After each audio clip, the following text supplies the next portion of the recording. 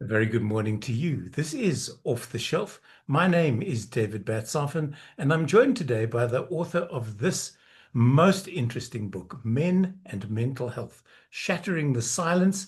And the author is Marion Scher.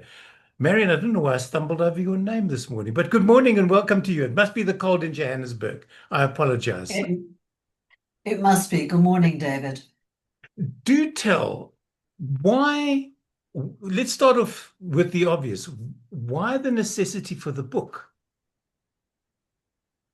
Everyone asks me that, why men and mental health? Well, I've been writing on mental health for 30 years, not solely on mental health. I write about a lot of things, but Right. what's come up time and time again is, for instance, the statistics. When you look at if a psychiatrist and psychologist only see 10% of men in their practices, that tells you the answer. Men will not accept. They see it as a sign of weakness to have mental Mm. health.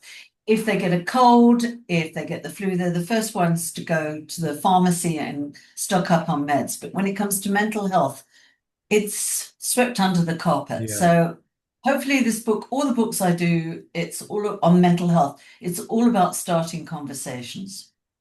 But I hear what you're saying, and it's so true because you'll, as you say, we'll go to a pharmacy. If we break an arm, we've got a cast or something like that. But the thing around mental health is always, just pull yourself together. And that's the worst advice you can give because in situations like you've explained in the book, you can't just pull yourself together. You're in a deep, dark hole for whatever reason. And trying to drag yourself out sometimes can be an earth-shattering decision, which is why suicide creeps in. Yes, the suicide statistics for men are quite horrific. Five times more men take their own lives than women. There's two reasons for that. One is when a man decides he's going to take his own life, then he'll generally use a gun or rope, whereas a woman will use pills and she's Mm. often found. So that's part of that statistic, but it's also part of the statistic is the fact they haven't sought help. Yeah. In previous books that I've done, my first mental health book, Surfacing, there were two cases in that book of people trying to take their own lives, men, and they didn't succeed, thank goodness, but then their lives changed because for the first time people realized, and they realized, of course, Mm. they needed help.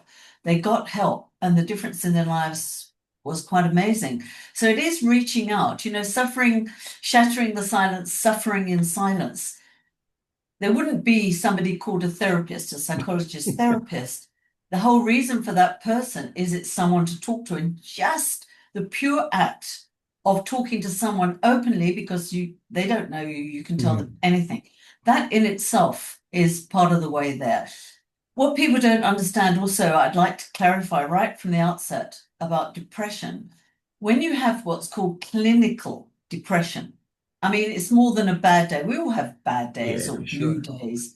But clinical depression is when the serotonin levels, I know this is getting a bit medical, and I'm not a medical person in any way, but when the serotonin levels to the brain, which is how can I explain the serotonin levels to the brain? It speaks for itself. But Yeah. when they get blocked or when that serotonin doesn't reach the brain, that's when you get clinical depression. And that's where a medication like an antidepressant comes in and will open that blockage. So again, but a psychiatrist or a GP won't put you on that if they don't think you need it. So Mm. you might just need therapy, literally someone to talk to. Even talking to a close friend, a member of your family, which anyone finds hard, but particularly men, that would help. Yeah. Standing around a braai with a beer and a boerie roll and discussing clinical depression is not what South African men do, Mary. No. They'll talk about the Springboks and how depressed they make them feel, but aside from that, no. But now, talking on that, it's a nice segue, I think, into you've reached out to people, and I'm not sure how you did it or how you chose the people that you mention in the book. But they're in the book, so therefore we can talk about them. You speak about David Cromer, and I did not know that he had issues around mental health. And it's nice to see people like that, people who are known, stepping up to the plate and saying, "This is me, this is what I did, and I'm still here," type of thing. Yes, it's interesting because David Crom is always known as this jolly chap with a big smile on his face. And he is. I mean, he's an extremely nice man. I didn't know him at all, but friends knew him. That Right. was how I was able to reach out for him. And I think there's another comedian in the book, a wonderful black comedian, Eugene Corso. Mm. And he goes on, and he's very funny. And he goes on stage every night. And of course, the audience is shrieking with laughter. He's naturally a funny person, but he went through enormous depression. And David Cromer, and yes, people don't expect it, but they're human, like Yeah. anyone. I mean, Robin Williams suffered, of course, from massive depression in his life. And do you ever find a funnier person than Robin Williams? Yeah. And it's been known a lot of comedians, maybe it's part of it, is having to, when you meet people, and I've watched David Cromer at events, people going up to him for his autograph. And of course, he's not going to go, oh, another autograph. Yeah. So it's very hard, I think, to put on that brave face when you're going through stuff. Yeah. And I You mean, know, he was a major, the one incident with David was he was a major success here. And he took his show to London. And, he was riding a high. And suddenly you get to London and people don't know who David Cromer is. So yeah. you've got to accept a little bit of defeat and Yeah. coming back to all of those things. Yeah. They're life's challenges. And some people handle them better than others. It's simple as that. How did you reach out to the others? There is an attorney, I think, but you only mention him by his first name. Um, how did you reach out to these men, or did they find you? A bit of both. I've been a journalist for 37 years. So obviously, I've been doing this a long time and I've written profiles, millions, or not Mm. millions, thousands of profiles. So you get to know it's like journalist does. Plus, you have a network Yeah. and you put it out there, especially with social media today. That's wonderful. But when it came to, for instance, the rugby players and coaches I've used, I have been doing stories, believe it or not, on rugby on and off for years from doing a story, oh, must be 20 years ago, no more, on Mm. schoolboy rugby. And I got an in with the Springbok team then. And, you keep these connections. Yeah. And so I've gotten into, and I've always been very interested in that level of sport and how they cope with it or how they don't cope with it. Mm. Because in South Africa, having a psychologist on your team isn't the norm. It No. should be, but it's not. There should be more of those, more of that available to people, sort of front and center-ish, so that they can reach out. I know that before we sat down to chat, I had said to you this would make a great gift to a young boy, and I do believe that this type of thing should start at school level because that's where it begins. And the phrase "Cowboys don't cry." It took me a long time to learn that you can cry in public and it is cathartic and there's nothing stopping you. But then again, like me, sometimes when I start, I can't stop, and I have to force myself. But the uh, what was it? How can I put this? The cases that you cite and the way that you can look out for the various types of depression are all in the book. And all you have to do is just be aware. If you have an issue, talk to somebody. I was watching a documentary last night that covered male on male abuse. And my wife turned to me and said, "Why didn't the parents notice that the children were being abused?" And it's the same here. Your best buddy may say to you, "Oh, you're not looking well. Do you want to talk about something?" And invariably a man will go, "Nah, it's okay. I'll deal with it." And that mantle settles on your shoulders, and it's very difficult to get rid of it at the end of the day. Yeah, it is. I like the wording you've used, the mantle sits on your shoulders, and it does, it's a burden. But you've got a job, and jobs are scarce sometimes today, depending on your age as well. So you just carry on, you go to work, you take that burden with you. How does it come out? You can be comes out in aggression or going for more than a few drinks after Yep. work, but you deal with it in the way your father dealt with it and your grandfather dealt with it. Again, saying to your friends, as you were saying around the bar, well, I'm having a bit of problems. It's okay because I'm going to a therapist. Have you ever heard anyone, any man say that to you? But I have to tell you something interesting. Younger men are doing that, Yeah. which is really exciting. They are seeing it as like going to a dentist or going to a chiropractor, whatever it is, Yeah. to fix whatever it is. And younger men are definitely doing this. I see you mention ECT, electroshock therapy, in the book. Is this still an option? Because I know I want to say it's almost archaic that we have to shock people back onto the straight and narrow. But then again, if you have an issue with your heart, they often have to shock your heart back into rhythm. So I suppose if you take it as an analogy, then yes, it does still have a place in the treatment of mental health. It's very, very rarely used today because, like any medicine, mental health, depression, it's an illness of the Yep. brain and Yeah. they treat it medically. But I think again, I'm not a medical expert, but I don't think it's used very often. I think they don't have to because there's so many other ways of treating. When we talk about mental health, it's such a wide spectrum of different Yeah.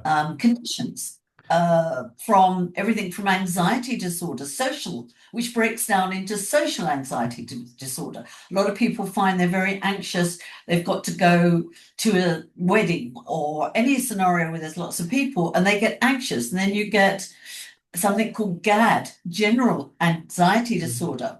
And that can be when you leave home and in your mind, I've left the oven on, or I've left the tap running, or I haven't locked my door, and that will eat them up, often coming back. Yeah. And then, of course, you get compulsive behavior where you have to, this is quite an extreme OCD, and you've got to go back and you've got to do certain rituals. So there's so many different disorders, and then of course you've got the more serious disorders like bipolar disorder and of course schizophrenia. But that's two different illnesses completely.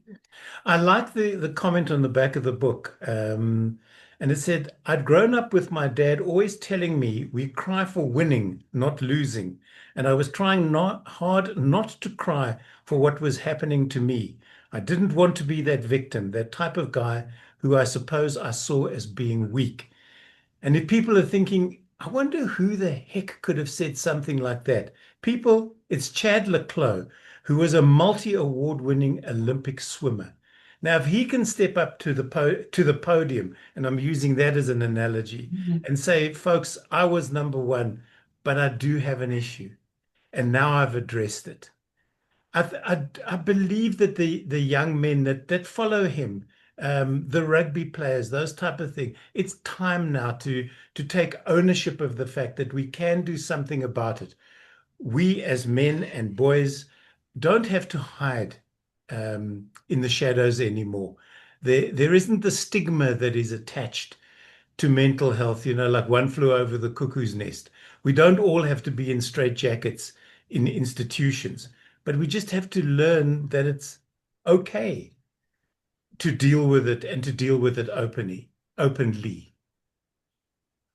Well, it's interesting about Chad. I opened the book with Chad told me very openly how he was this close to taking his own life one night. He was in a hotel room in Germany where he trains, and he felt everything was too much. And he thought, as so many men do, and women, I suppose, saying, well, the world would be better off without Mm. me, and I don't want to be here anymore. But luckily, he has an incredibly close relationship with his parents and his wonderful dad, Bert. He picked up the phone and phoned him, and he talked him down.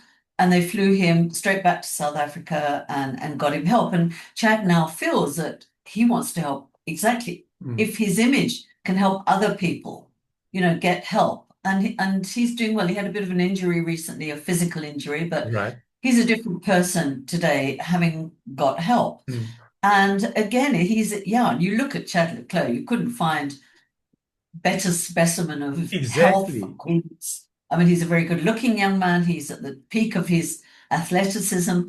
But he felt, and I'd like to talk about this with top sports people. Mm. That's quite something. It's like our rugby players as well. They run onto the field with the expectations of the whole of South Africa Yeah. on their shoulders. And so did Chad, because Mm. he'd won so many Olympic medals. After that, every time he dived into a pool, everyone thought he's going to come out with a gold or Yeah. silver medal. So it's a hell of a pressure to put on these people too.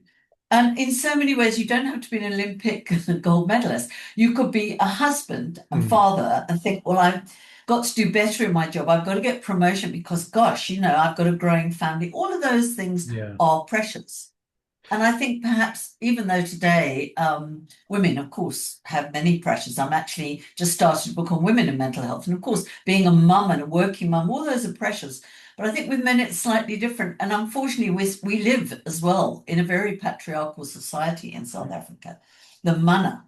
Yeah. And you mentioned earlier about South African men are brought up, cowboys don't cry. And in fact, Chad told me an interesting story how Michael Phelps, a very famous American swimmer, the most famous American, in fact, one of the most famous swimmers of all time, and I think he got more medals than anyone in the world.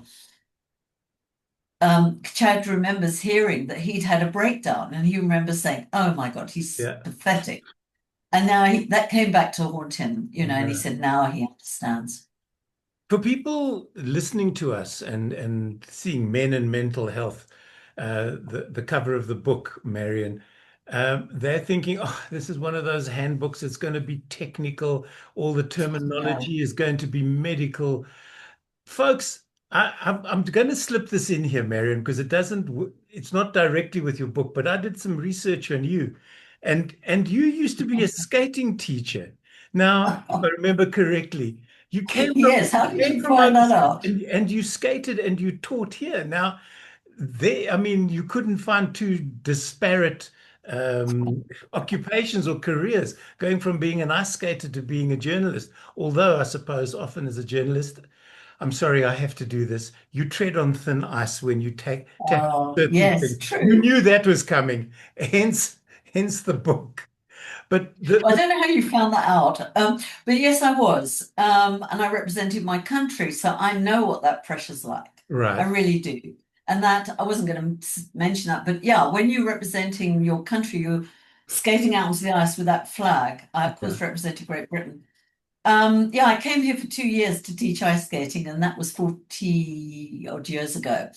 So I'm still here. And I did teach for 12 years. And then I was teaching here in America. And when I fell pregnant with my son, went back to school literally because I had studied politics, philosophy, and economics, and which has served me well in journalism as well. But I went back and studied journalism and boom, boom. And I'm really lucky. I've had two careers that I absolutely love. Absolutely love it. And yes, you are you are skating on thin ice often as a journalist.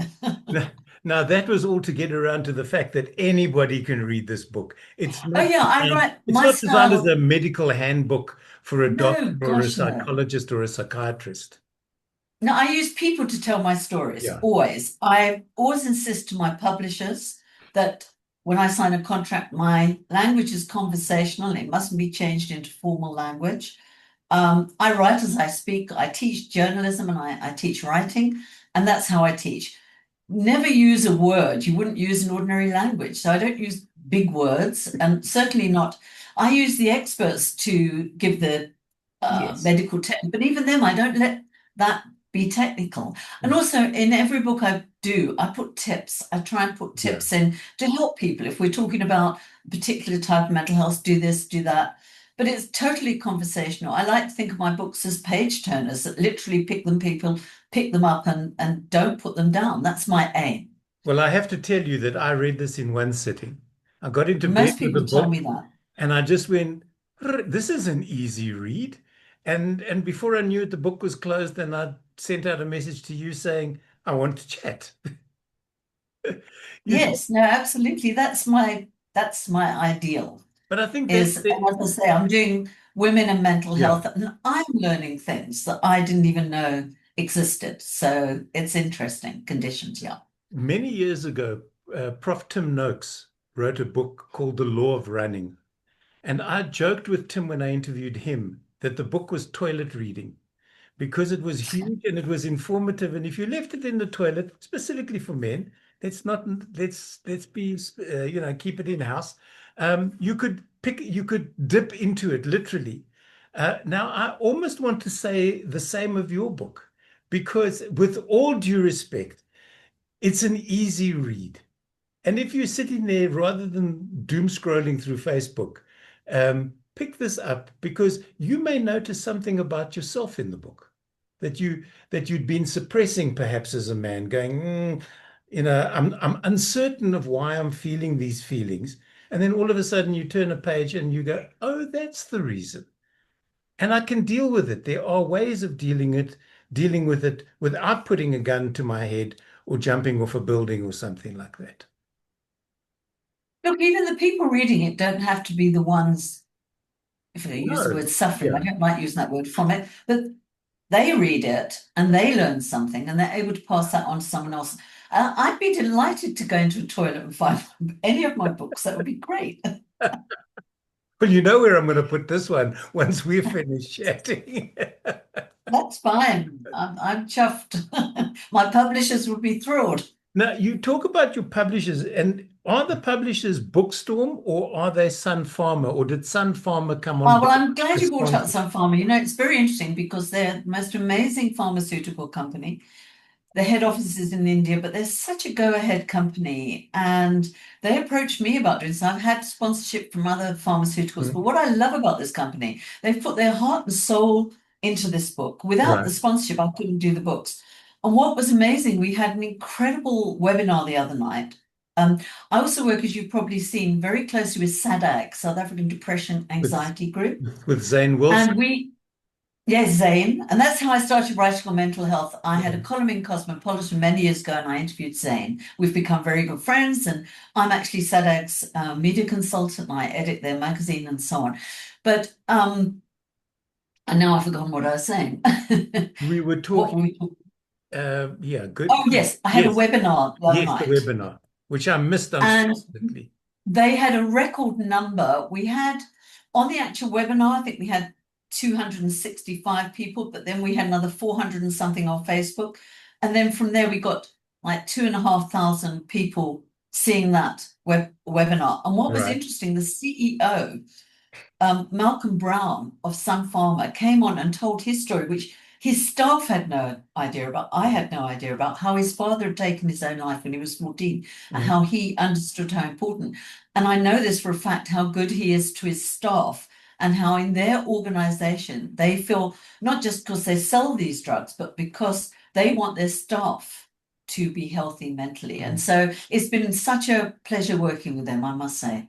You mentioned SADAG, and I too had interviewed Zane many years ago when I was on mainstream radio, and we've sort of kept in touch. And I've interviewed people from that organization, and I see you mentioned them in the book, and I'm going to give out a number for them if you don't mind. Oh eight No, hundred I'd love you to. 0800 or you can WhatsApp them on 076 882 2775. Reach out. They're a wonderful organization. They really and truly are. And you've included a number of organizations like the Teddy Bear Mhm. Foundation, Childline, Lifeline, even that people can reach out to if they are at that particular point that they feel that, as you said earlier, the world would be a better place without them. It never will be Yes, because absolutely. With them. that's, Yeah, yeah. it doesn't Yes. matter how Oh, small your absolutely. contribution, it's still a contribution at the end of the day. Now you have a diagram. I don't know if people can see that, but the Yes, one I thing that can. I really like there, self-care can be, is what it's all about. Saying no. Why are we all such people pleasers, Marion? Somebody says, can you come and fetch me at the airport? And you really don't want to drive all the way to the bloody airport, but you don't want to say no. So it's with such anger and resentment that you get into your car to schlep out either to Cape Town or to ORT. And by the time you got there and your best friend climbs into the car, all you want to do is smack them with their suitcase. Yeah, saying no isn't easy. I was always a people pleaser. I probably am still to a degree. Yeah. But it depends on your circumstance, but being able to say no. In fact, it's not so much being able to say no, it's about putting yourself first. Yes. So make sure you're okay. There's a bit of a hackneyed saying now in mental health, it's okay not to be okay. Yep. So you must accept that. And a lot of companies, for instance, now are also giving their staff mental health days. You can take a day off if Okay. you wake up with that heavy burden. Yeah. And you don't have to go on medication with mental health. I mean, you can have Yeah. self-care, but you need someone to give you an idea. And I'd like to go back on with SADAG for 1 second. When you phone an organization like SADAG, you're not speaking to a psychiatrist or a psychologist, but they're highly trained counselors. Many of them are doing their masters in psychology at that Mm. point. They will just give you advice and they will guide you on your next step. We'll go and see. And if you say, I live in whatever Fontaine, Fluck Fontaine, they will tell you who the nearest person Yeah. to you is, or also support groups. Support groups are very important. And SADAG can tell you for your particular condition. If there's a support group, there's support groups for so many different things. And there are support groups for men. We would love them to be more support groups for Mm. men. So anyone out there who wants to start one, again, get in touch with SADAG. And you asked me, and I didn't answer about my publishers, and they're also wonderful. Bookstore, Louise Grantham and her team, a big shout out to them too, because they always come to the party in every way and support me. And that's really important. And they've published 3 of my mental health books. Yeah. So let's go back to that diagram because, again, it's what we've been talking about. Sort of, if we look at the diagram as a clock, and you sort of go 12, 6, 3, and 9, your 12 is asking for help. Because the moment you Absolutely. ask for help, people will understand and they can go, oh, so that's the issue. That's why Bob is X. Mm. Now we can work with it. Ask for help. Spend time alone. You don't have to be with people all the time. Something you mentioned earlier, put yourself first. And sometimes people say, "Are you selfish?" No, you're not. You're looking after yourself. Ask for what you need, set boundaries, staying at home.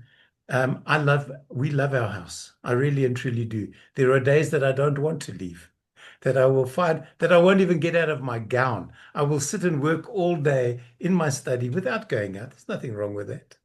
Um, No, absolutely. Forgiving yourself, saying no, and then take a step back. Talk me through that. Is that Marion saying to people, just try and take a step back, have a look at the issues, and then try and rectify? You used the word earlier about catastrophizing. Right. Catastrophizing. That's something we're doing so much of, looking at news, which is so grim as Yeah. well. And oh, you're having a bad time, the whole world's going to Yeah. pieces, and it all feels like it's on your shoulders. So taking a step back and thinking, now hang on a minute, what have I got to be? I know it's again so hackneyed. What have I got to be grateful for? Yeah. I've got wonderful children, I've got grandchildren, or I've got so much to look forward to. And look at Yeah. other people and think, well, I know again, other people have got it worse, but there's always someone. And it's easy for me to say it, but I would like to say it isn't easy to do that. And that's where you do need help. And you'd be amazed if you reach out for help, who would step in and help you and look at it in a different light. I think if people were honest with their bosses, you would get a very different feedback from what you expect. Yeah. And because the word of mental health is getting out there more and more, I think more companies are being kinder to their Good. staff and understanding. And in relationships, I don't think a woman would think a man was weak, her husband was weak, or her partner was weak, if they said to them, look, I'm going through this. Mhm. Step up to the plate. That's what it's all And as about. you said earlier, also I'd like to emphasize young children. We Yeah. have had at SADAG, we have had a 6-year-old take their own life on the East Rand. You wonder why. When I was on radio, every December I would contact SADAG and we would do that. The Please, matric the results. matric results puts so much pressure, and many kids committed suicide while waiting for their results. They think the end of the world is going to collapse. I've yet to be asked for my matric certificate. at any job that I ever No, went. me too. Yeah, exactly. The book is called Men and Mental Health, um, Shattering the Silence. It's published by Bookstorm. Give Sun Pharma a shout out there. Marion, thank you so very much for joining me. It's been a pleasure talking with you. I wait for the companion book It on is women's the health, woman and mental health. women and mental health, and we'll chat again. Thank you so much, David. It's a pleasure. This has been Off the Shelf. My name it still is David Batsoff. And until the next time, bye for now.